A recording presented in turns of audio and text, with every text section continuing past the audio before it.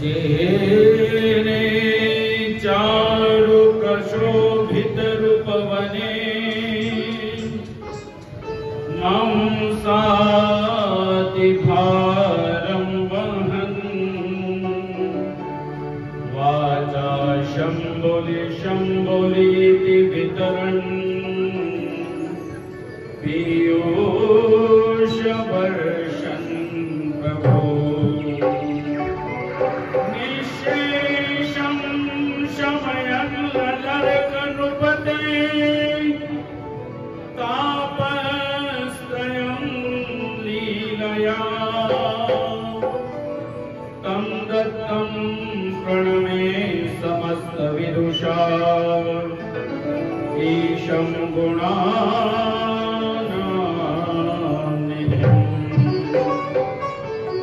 व्रजे प्रसिद्धं नवनीतचोरम्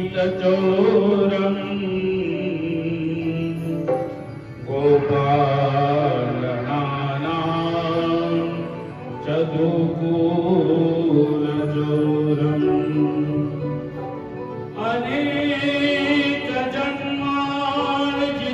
अनेकजन्मार्जितपाप चोरम् चोराग्रगण्यं कृष्णं नमामि मोगं करोति वाचालं पङ्गुलं लङ्घयते गिरिं यत्कृपाद्वहं वन्दे परमानन्दमाधवम् परमप्रभु श्रीचक्रधर चिदानंद साकार पीतवर्ण शोभित तनु पूर्ण जगदाधार विशाल देव के सुत प्रभु सदा हरे त्रैताप केवल जिनके स्मरण से भस्म होत सब पाप त्राहि त्राहि त्रिभुवनपति श्री चक्रेश्वर भगवान संकट काटो दास के हरो सकल अज्ञान वैनर तारे आपने हुआ जिन्हें था ज्ञान नहीं बढ़ाई आपकी हे मेरे भगवान मुझ सा पापी तारना तब जानू बड़ बात ये निश्चय मन में धरा होगी दूर प्रयास ये निश्चय मन में धरा होगी दूर प्रयास श्री गोपाल कृष्ण महाराज की जय श्री दत्तात्रेय महाराज की जय श्री चक्रपाणि महाराज की जय श्री गोविंद प्रभु महाराज की जय सर्वज्ञ श्री चक्रधर स्वामी की जय चतुर्वेद साधन की जय सत्य सनातन महात्म धर्म की जय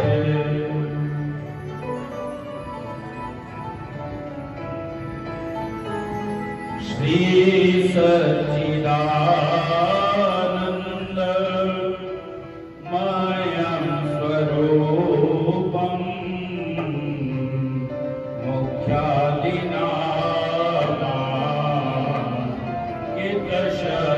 मुख्यादिनामाकितशक्तियुक्तं श्री सच्चिदानंद मयं स्वरूपं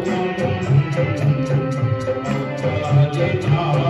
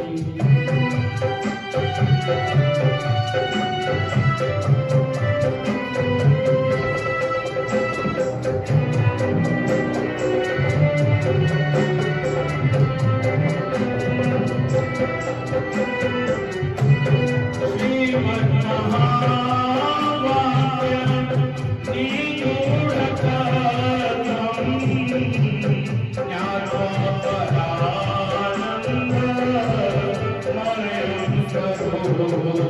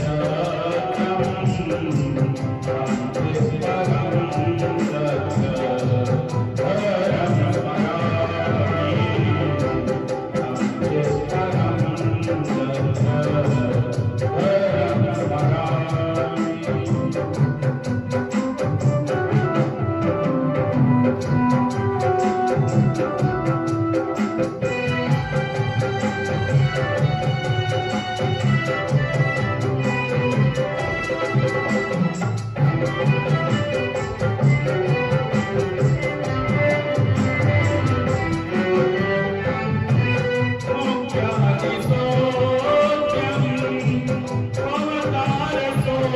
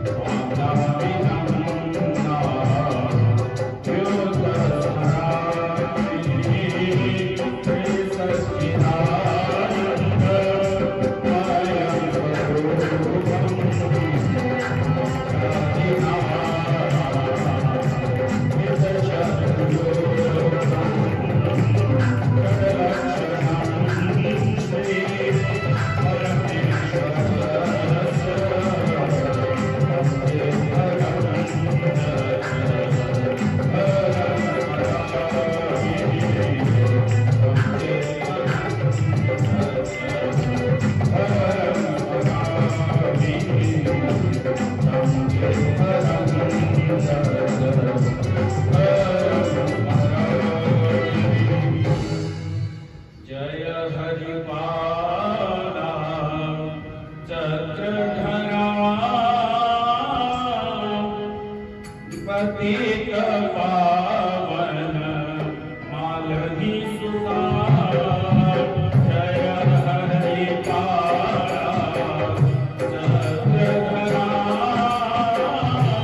पतित पावन मालवी सुता।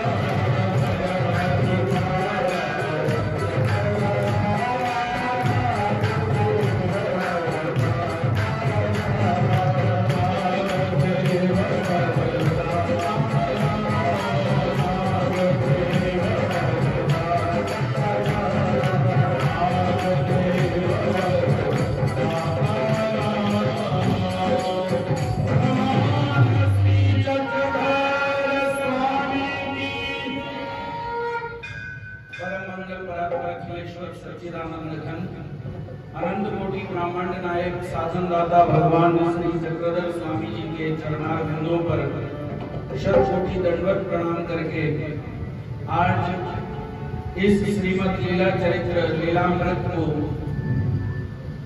द्वितीय दिवस और हम द्वितीय दिवस की कथा में प्रवेश करने जा रहे हैं। उससे पूर्व हमने कल श्रवण किया कि किस तरह से पंडित महिम भट्ट जी प्रत्येक व्यक्ति के पास जाते हैं। जिन जिन व्यक्तियों के साथ हमारे साधनदाता भगवान श्री चक्रधर महाराज का संबंध आया, जिन जिन लोगों के साथ भगवान मिले, जिन जिन लोगों के साथ परमात्मा ने क्रीड़ा करी, उन प्रत्येक व्यक्तियों के साथ पंडित श्री महिम भट्ट जी भेंट करते हैं और उनके अनुभव की जो लीलाएं हैं, उनके अनुभव के जो उनका जो अनुभव है, वो अनुभव यथा तथ्य लिख करके वो लेकर के पहुंचे परमेश्वरपुर।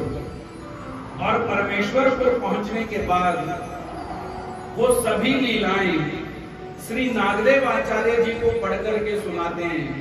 और श्री नागदेव आचार्य जी जब उसके ऊपर ठीका लगा देते हैं, कहते हैं कि ये ठीक है, तो तब उसे फेर में, तब उसे पूर्ण रूप से एक ग्रंथ के रूप में वाचेश्वरी नामक जो स्थान है परमेश्वरपुर में, जब हम रिद्धपुर में प्रवेश करते ही हैं, तो रिद्धपुर में प्रवेश करने से थोड़ा सा आगे 2 फरलांग आगे एक मंदिर है, जहां पर श्री गोविंद प्रभु महाराज का, जहां पर खिचड़ी का भोग लगता है, जहां से खिचपुरी प्रारंभ हुई कि श्री गोविंद प्रभु महाराज का एक बार पेट जो है वो पेट बहुत दर्द करने लगा। तो अबाइसा ने वहां पर उस मंदिर में ये नवस किया, ये प्रार्थना करी कि अगर श्री गोविंद प्रभु महाराज का पेट ठीक हो जाए तो मैं यहाँ पर खिचपुरी करूंगी, खिचड़ी और पूरी। तो श्री गोविंद प्रभु महाराज तो स्वयं सर्वज्ञ हैं, परमात्मा तो अपने ही स्वरूप में रममान हैं, उन्हें किसी प्रकार की कोई भी तकलीफ नहीं है।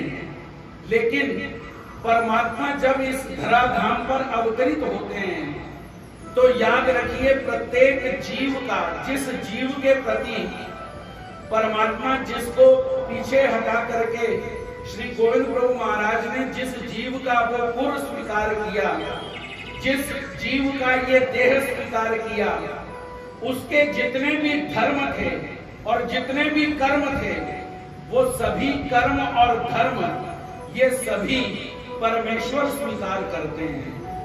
तो परमेश्वर ने वो स्वीकार किया, तो इस तरह से परमेश्वर की वो जो तकलीफ थी वो तकलीफ दूर हुई।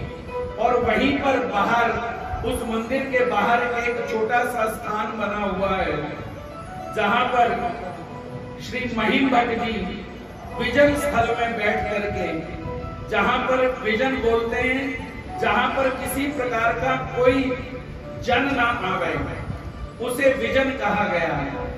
कि जहां पर आपकी भक्ति जो है, उस भक्ति में किसी प्रकार का व्यवधान पैदा ना हो, ऐसी जो जगह है वो एकांत है। तो एकांत में बैठ करके उन सभी लीलाओं को वो लिखते हैं। और कभी कभी हमारे श्री गोविंद प्रभु महाराज श्री महिमढ़ जी को मिलने के लिए वहां पर आते हैं और श्री महिमढ़ जी को देखते हैं कि ये लिखते हैं। तो इस प्रकार से महाराज उन्हें शाबाशी देते हैं।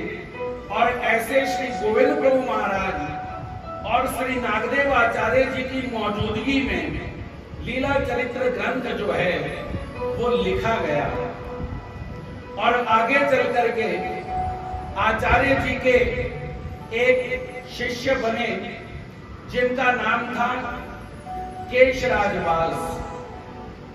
ऐसे श्री केशराज व्यास जो थे, उन्होंने जब अपने घर का परित्याग किया और घर का परित्याग करने के बाद, और उससे पहले ये बताऊं कि सबसे पहले इस मार्ग का जो नाम है वो नाम क्या पड़ा?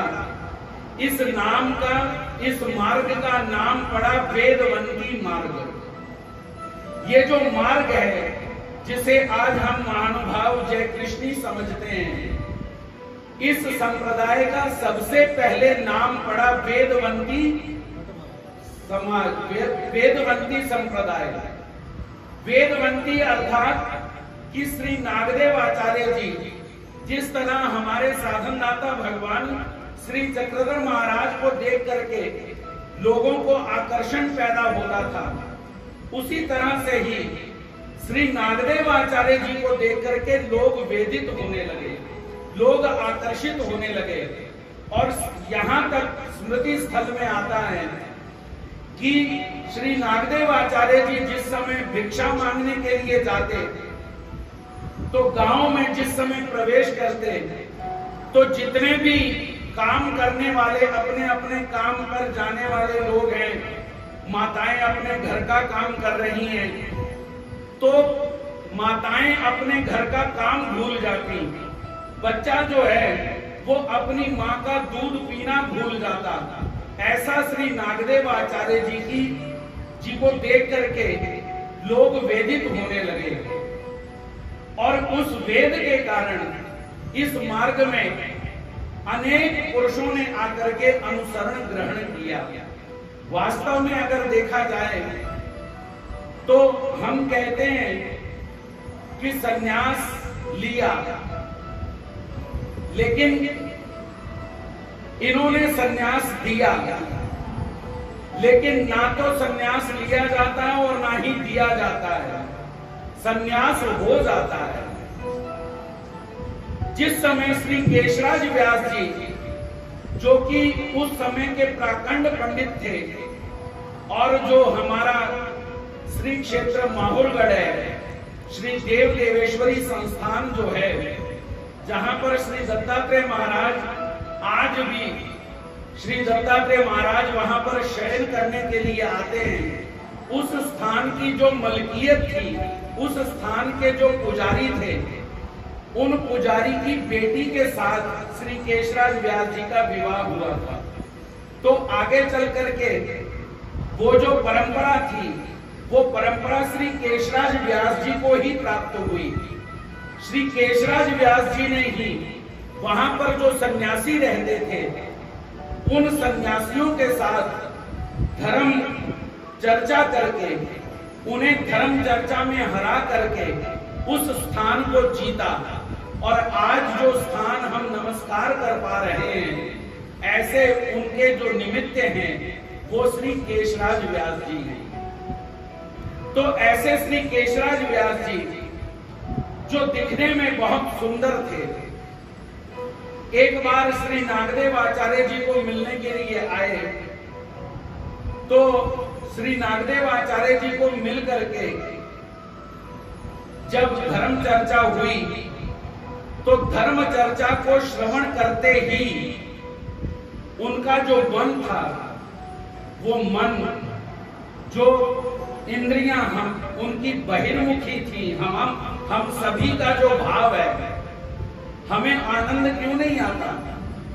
हम परमात्मा के नाम में आज लोग प्रश्न करते हैं कि लीला चरित्र में हम श्रवण करते हैं कि श्री चक्रधर नाम उच्चारण किया, जैसे ही श्री चक्रधर नाम उच्चारण किया तो सामने वाले को वेद हो जाता था, सामने वाला आकर्षित हो जाता था और उस वेद के कारण वो भगवान की तरफ खिंचा चला आता।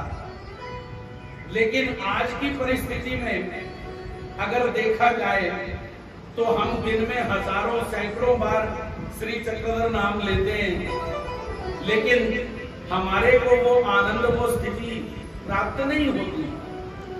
उसका कारण यही है कि हम जो परमात्मा का नाम ले रहे हैं वो केवल जुबान से ले रहे हैं।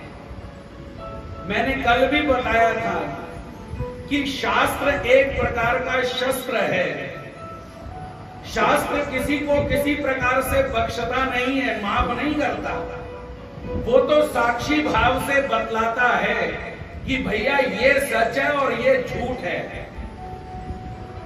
सच के ऊपर चलना या झूठ के ऊपर चलना वो हमारे ऊपर है कि हम किसके ऊपर चलना पसंद करते हैं। इसलिए जब तक हमारी इंद्रियां बहिर्मुखी हैं, और इंद्रियां कितनी हैं? 5 ज्ञानेंद्रियां हैं और 5 कर्मेंद्रियां हैं।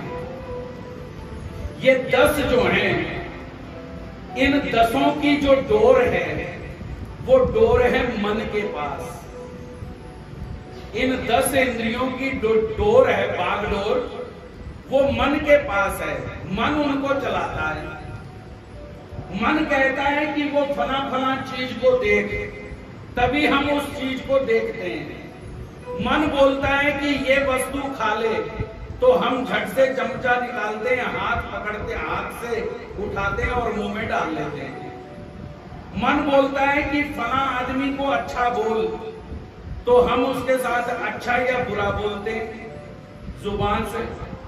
मन कहता है कि ये बात, ये गाना, ये जो शब्द बोल रहे हैं, इन शब्दों को जरा ध्यान से सुन, तो हम उस वस्तु को ही ध्यान से सुनते हैं।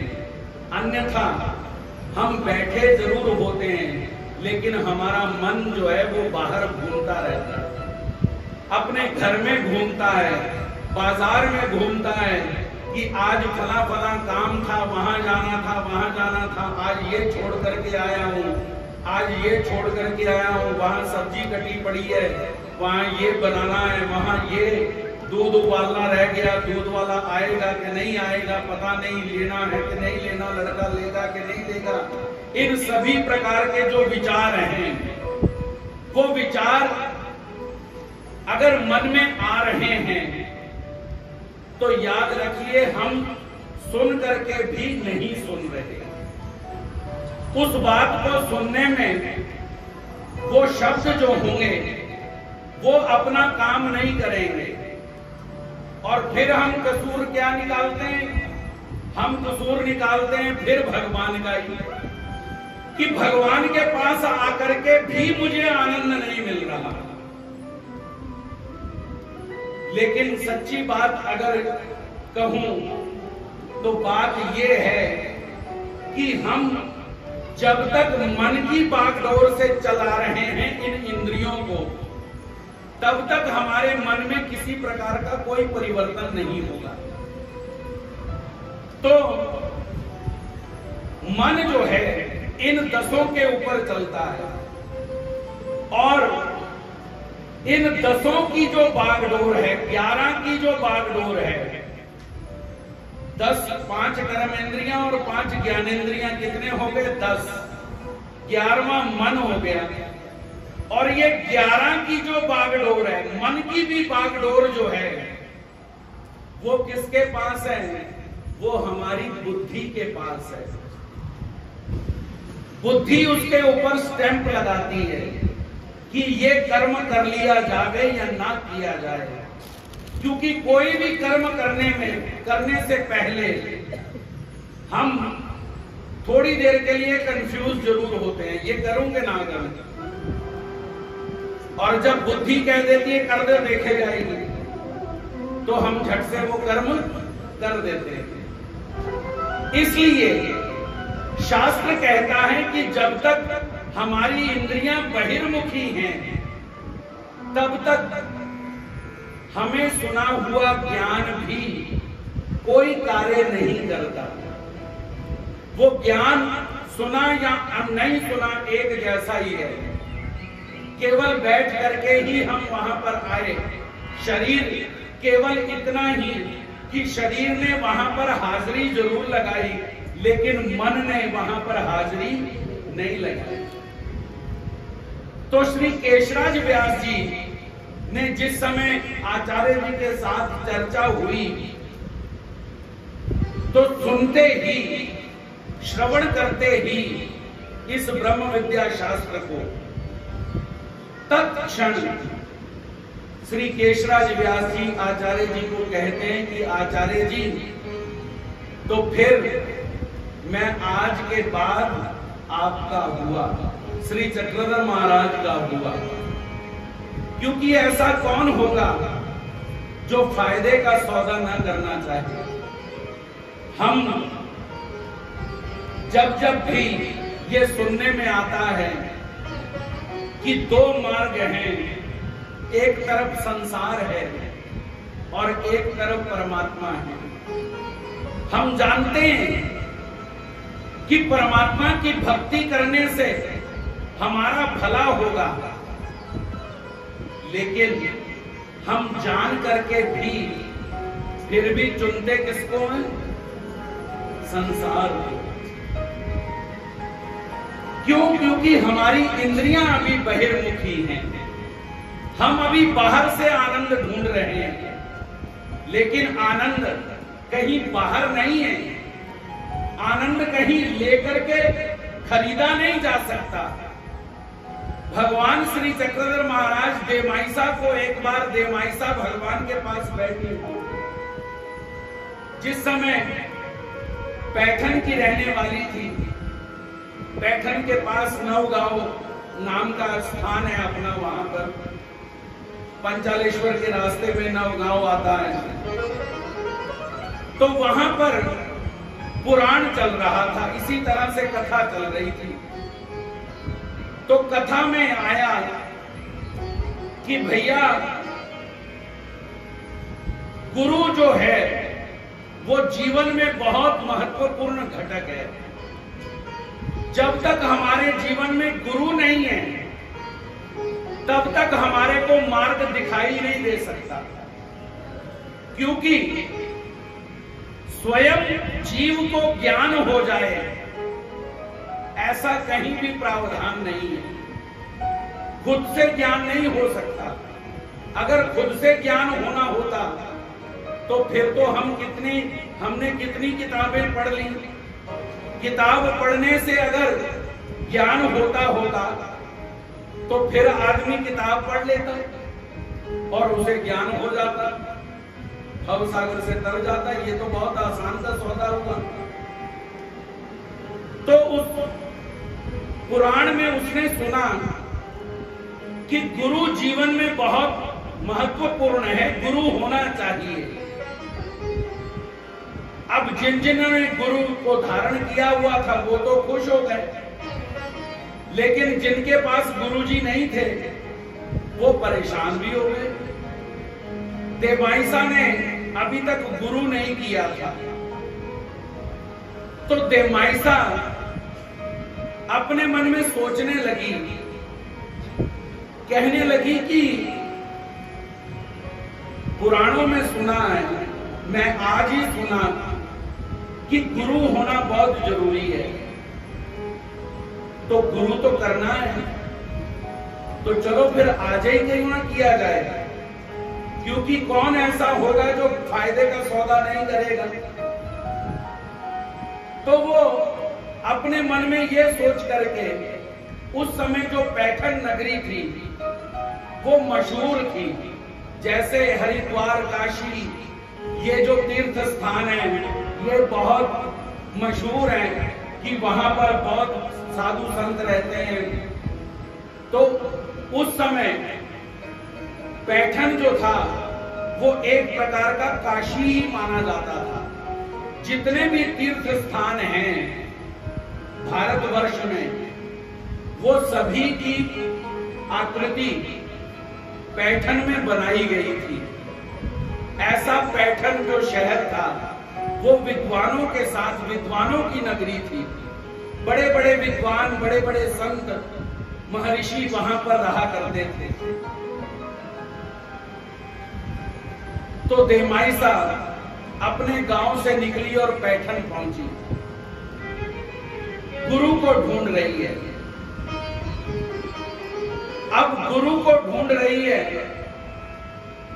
जहां जाती है वहां पर कुछ ना कुछ उसे ऐसा दिखाई देता है कि उसके मन में आता है कि ये मेरे गुरु नहीं हो सकते, क्योंकि पानी पिए छान के और गुरु करिए जान के। गुरु को जान करके करना चाहिए। जैसे जल को हम छान करके पीते हैं तो गुरु को भी जानना चाहिए। नहीं तो आजकल के जमाने में तो ऐसा हो गया कि घर घर में तो गुरु फिरे, आओ चेला आओ, स्वर्ग जाओ चाहे नर्क में, बस लिफाफा हमें पकड़ाओ। ऐसे गुरु बहुत हैं। तो देमाइसा प्रत्येक मंदिर में जाती है, प्रत्येक मठ में जाती है, प्रत्येक आश्रम में जाती है, कहीं भी उसे मन पसंद नहीं मिले गुरु। आखिर में वो पहुंची भोग नारायण मंदिर में। भोग नारायण मंदिर में जब पहुंची, उस समय हमारे साधन दाता भगवान श्री चक्रधर महाराज वहां पर विराजमान थे। भगवान का अभी अभी पूजा अवसर होकर के हटा था, और जैसे ही देवमाइसा ने भगवान को देखा तो मन ही मन में उसने भगवान को चुन लिया, और भगवान को थोड़ी देर में कहती है कि महाराज, मैंने सुना है। महाराज पूछते हैं, हाँ भाई, आप हमें पहली बार हमारा दर्शन कर रही हो या 2-4 बार किया हुआ, पुराने हो के नए हो? वो कहती है, महाराज आज ही आई हूं, लेकिन आज ही मेरी जिंदगी सफल हो गई कि महाराज आप मुझे मिल गए। भगवान कहते हैं, अच्छा माता किस कारण से आई हो? वो कहती है, महाराज मैं गुरु करने के लिए आई, लेकिन पैठण में जितने भी मैंने मठ मंदिरों में गई, वहां पे जितने भी महात्मा जी देखे, सभी महात्मा जी कोई अधनंगे और कोई पूरे ही नंगे।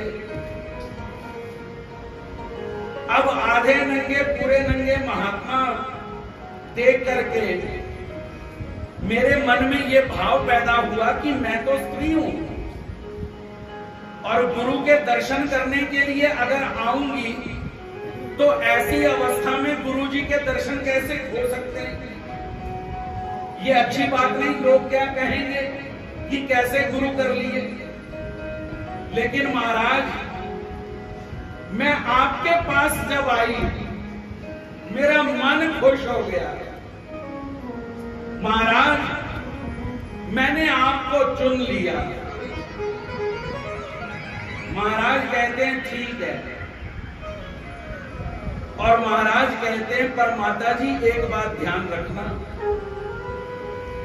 संसार में जितने भी मार्ग हैं, संसार में जितने भी मार्ग, आध्यात्मिक जितने भी मार्ग हैं, वो सभी मार्ग जो हैं वो चलते हैं विश्वास के ऊपर। कि आप इमेजिन करो कि भगवान ऐसा है, जैसे भगवान दृष्टांत देते हैं कि एक जन्मांध अंधा था। वो बेचारा गली में से गुजर रहा था, उसे लाउड स्पीकर की आवाज आ गई। उसने समझा कि चलो सत्संग चल रहा है, चलो मैं भी सत्संग सुन लूं। तो वो महात्मा जी जो थे, वो कथा में बतलाते बतलाते